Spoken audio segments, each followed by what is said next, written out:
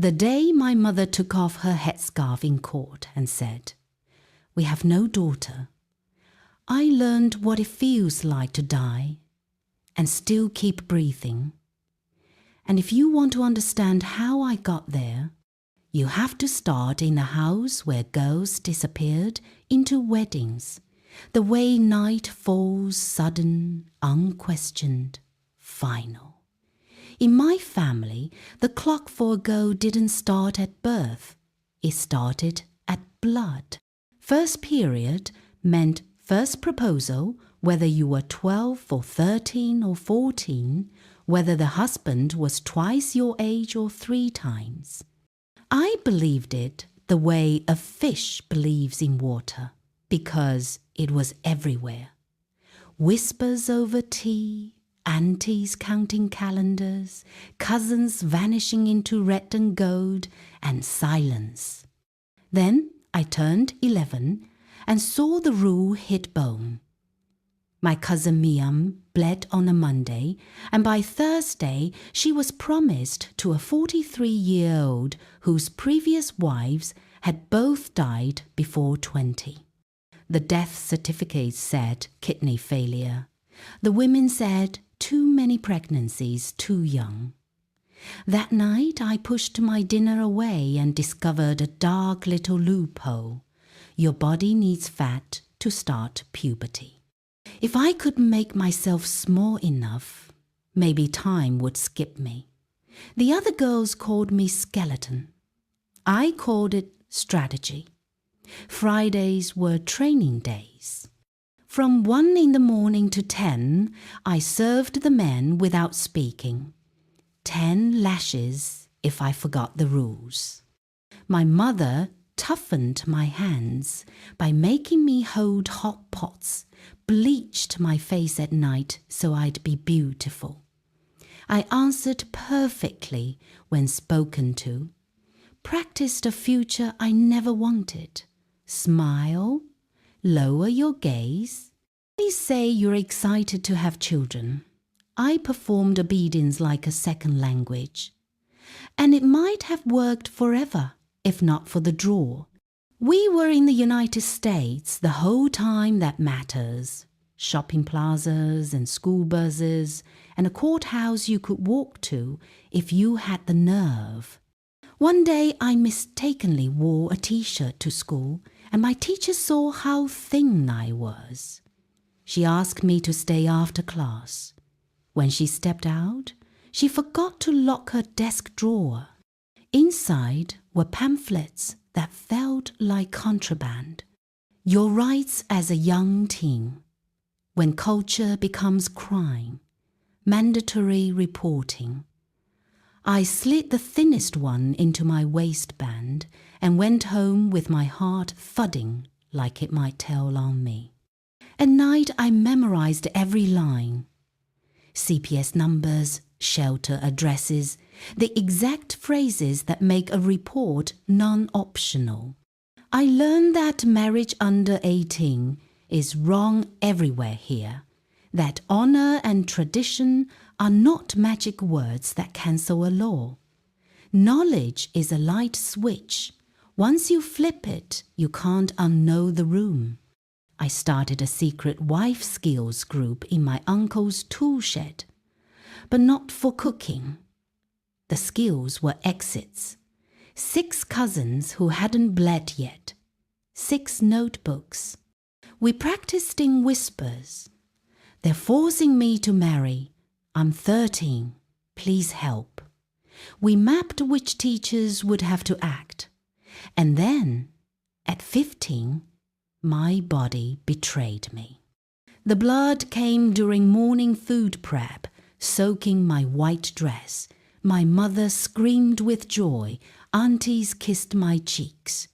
By nightfall, my father had chosen a husband.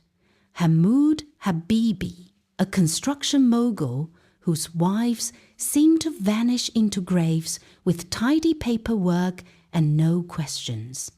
2 days later, Anna, the bravest girl from the shed, got her period, and within hours she was promised to a man who collected wives the way some people collect watches. I slipped her my notebook. "Tomorrow," I whispered. "Tell the science teacher and use the exact words." I thought I had 2 weeks to run. CPS knocked that night. They had questions about Anna, about child brides, about our house. After they left, my family turned like a pack of wolves. They tore the house apart and found the toolshed notebook, the phone numbers, the statutes. My father burned it in front of everyone and called me a disease. Then he moved the wedding to tomorrow. Dawn came like a sentence. When my mother came to dress me, I folded over and groaned. "My stomach," I said, "and in our world a sick bride is a bad omen." She gave me 5 minutes for the bathroom. I went in, locked the door, climbed onto the toilet, shoved my go bag into the ceiling panel I'd loosened, used the toilet on purpose so the sounds matched my story, then stood again and worked at the tiny painted shut window with a butter knife I'd stolen weeks ago. When the frame finally gave, cool air rushed in. The door was splintering behind me when I slid through the opening and hit wet grass hard enough to twist an ankle. I ran barefoot, nightgown flapping, through a neighborhood full of people who would call my father before 911. A car engine roared. I cut through yards, crawled through rose bushes, left bloody prints on the sidewalk. I reached the bus stop as the bus pulled up, waved with hands that wouldn't stop shaking. The driver saw my feet and my dress and opened the door. I had no money. A woman paid my fare without a word and sat beside me, shoulder to shoulder, blocking the windows when my cousin's car screeched into the lot. "Whatever you're running from," she whispered, pressing $10 into my palm. "Don't go back." I didn't.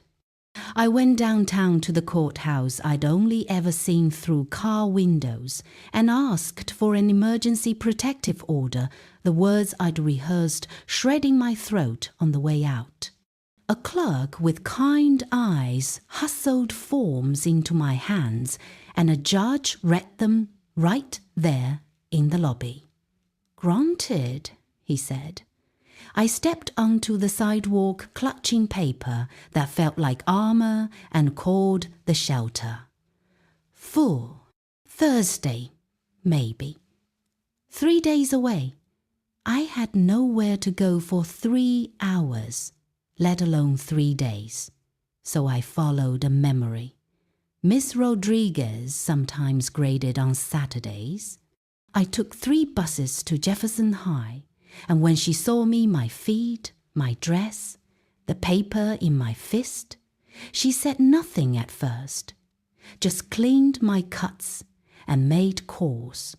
CPS said not enough immediate danger because bruises earned during escape don't count the way people think. And while she was still arguing, cars pulled into the parking lot. Voices in Arabic, hands on the classroom door. My father's business voice through the wood, smooth and reasonable. "My daughter is sick. She needs her medication."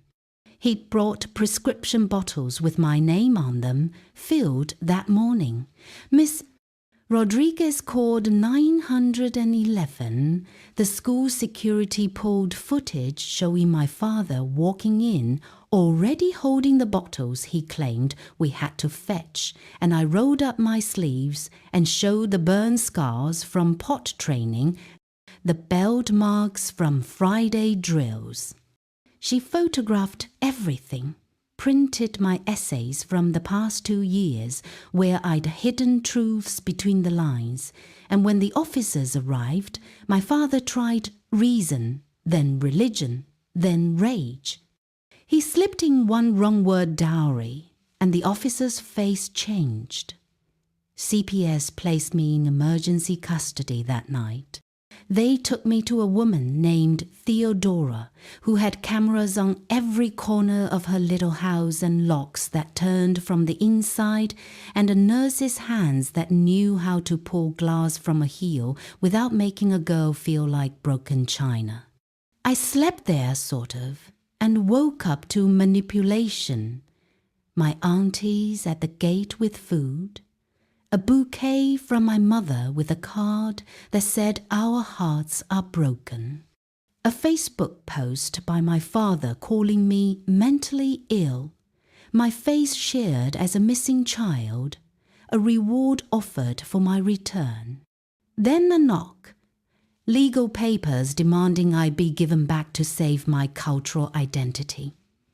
Patricia from Legal Aid sat at Theodora's kitchen table and taught me the other language America speaks. Filings, motions, evidence. We went to court. My family filled one side of the room, best clothes, best whispers, community leaders nodding solemnly. They called witnesses, a pediatrician who'd never been allowed to be truly alone with me, an imam who talked about family honor. Patricia answered with photos, the security footage, my essays. Miss Rodriguez testified, and they tried to paint her as a manipulator, the Western witch in a public school dress. Then I spoke. About the burns, the belts, the training, the graves, nobody wanted to visit. Do you have proof the wives died young? The judge asked. We did. Kidney failure on both certificates. Are you alleging murder? The other lawyer snapped. I'm alleging a pattern, Patricia said. And then the doors opened and a woman walked in wearing a hijab and a limp and a name that made my father go still. I am Fatima Habibi, she said, Hamoud's first wife. I did not die. The room exploded. She told the truth no one wanted. Married at 15, 4 pregnancies by 20, kidneys failing, a nurse who helped her disappear, a family who built a grave for a girl who dared to live. She brought medical records and photos of the headstone with her name on it. When she finished, you could hear the fluorescent lights hum. The judge made the protective order permanent. My parents were barred from contacting me. In response, my mother stood, took off her scarf, and said, We have no daughter. She died today. Walking past my family on those steps felt like dragging my skin over glass. Some turned their backs. Some spat. My father promised lawsuits. He kept that promise. When they couldn't reach me, they reached for everything else. Hacked my old accounts, posted about my illness, filed civil suits, sent men to take pictures of Theodora's house. We documented everything. The police came fast. Theodora stood in the doorway like a lighthouse that refused to go dark. We moved me once, then twice, to a retired officer's apartment above a garage with panic buttons in every room. And while they hunted, something else happened. The notebooks spread. Girls I didn't know called from borrowed phones. A 12-year-old with a voice like a trembling violin. We found your math problems that are phone numbers. A 16-year-old named Samira who was being taken to get a passport. We met near the courthouse. She saw me through a windshield and dropped to the floor, clutching her stomach, a classic chaotic move. In the scramble, an officer heard the right words and everything slowed down, then turned. CPS intervened. Her aunts screamed. Whichever uncle was on the phone went white around the mouth. That night, I realized the notebooks had become a network. Miss Rodriguez and I turned the pamphlets into homework packets with hidden pockets. We trained school nurses, mandatory reporters with radar for bruises you can't see. An article went live about girls like us in neighborhoods like yours. No names, no faces, just the truth. Messages poured in. So did threats. A car burned in our lot with wedding dress dolls melted in the trunk. My father's lawyer gave a press conference about Western corruption. My cousins recorded videos with eyes that didn't match their words. And then a text arrived from Anna, 3 states away, new number, small miracle, 12 girls now have the notebooks. They're making copies. The day of the renewal hearing, the courtroom looked different. My family didn't fill the benches, girls and women did. Teachers and social workers and nurses who'd learned to listen for the sentence that saves a life. They're forcing me to marry. The judge kept the order and added teeth to the penalties. Outside, Fatima hugged me while cameras clicked. And for the first time, the sound didn't feel like a threat. It felt like proof. My family issued a formal disowned in the newsletter that week. My name erased from family trees, my photos removed from walls, punishments promised for anyone who spoke to me. In their world, erasure is worse than death. In mine, it felt like a door finally unlocked, because here's the truth they can't hold down. You can exile a girl from your table, and she will build a longer one. You can burn a notebook, and she will turn a city into a library. You can call it honor and tradition and culture until your throat goes raw, and the law will still call it what it is when it's done to a child. I don't pretend the war is over. Some girls won't make it out. Some days I still sleep with shoes by the bed and a bag by the window. But last night, my phone rang again. Another trembling voice on a borrowed line, whispering the same question I once whispered to a stranger. Can you help me? I wrote down every detail, gave her the words that turn locks, told her which door to try first. When I hung up, the room felt so bright I had to close my eyes. They thought disowning me would make me disappear. Instead, it made me multiply.